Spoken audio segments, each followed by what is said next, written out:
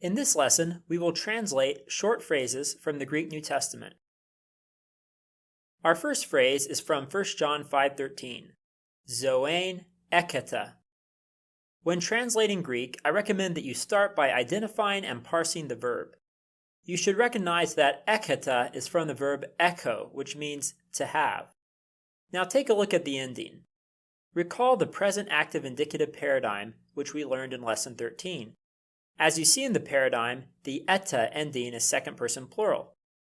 So eketa is PAI 2P, present active indicative, second person plural. Now how would we translate this verb? The second person plural is you all or y'all. So we would translate eketa as you all have or y'all have. Okay, now let's move on to zoein. You should recognize that zoein is from the feminine noun zoe, which means life. Now take a look at the ending. As we learned in Lesson 11, the ain ending is accusative singular. So zoein is parsed AFS, accusative feminine singular. Now, as we learned in Lesson 8, the accusative case is typically used for the direct object. So in this phrase, we need to translate zoein as the direct object. Putting all this together, we get the translation, you all have life, or y'all have life. Notice that in our translation, we have changed the word order. In the Greek text, the noun life comes before the verb you have. But in English, it would sound strange to say, life you have. In English, the direct object is typically placed after the verb, you have life. All right, let's try another verse. 1 John 5:12. Eke tein zoein.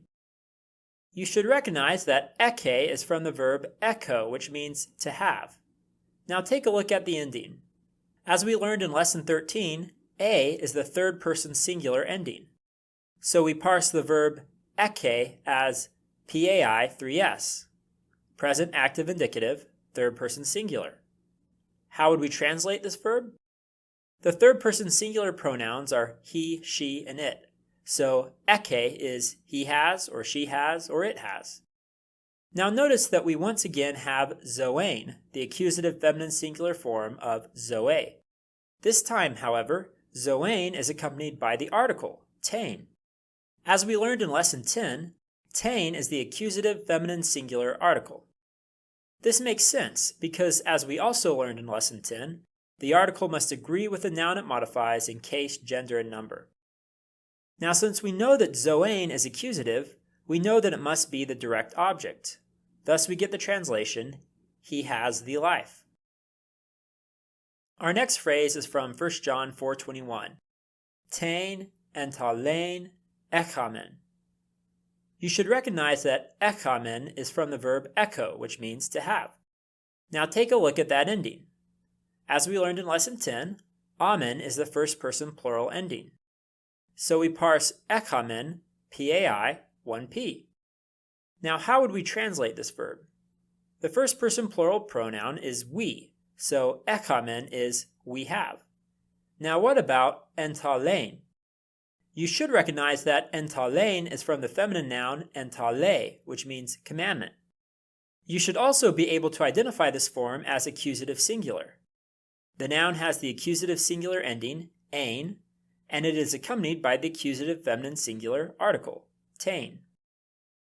Since entalein is in the accusative case, we know it must be the direct object. Thus our translation is, we have the commandment. All right, well that concludes our lesson. Go ahead and take the quiz to try some translations on your own.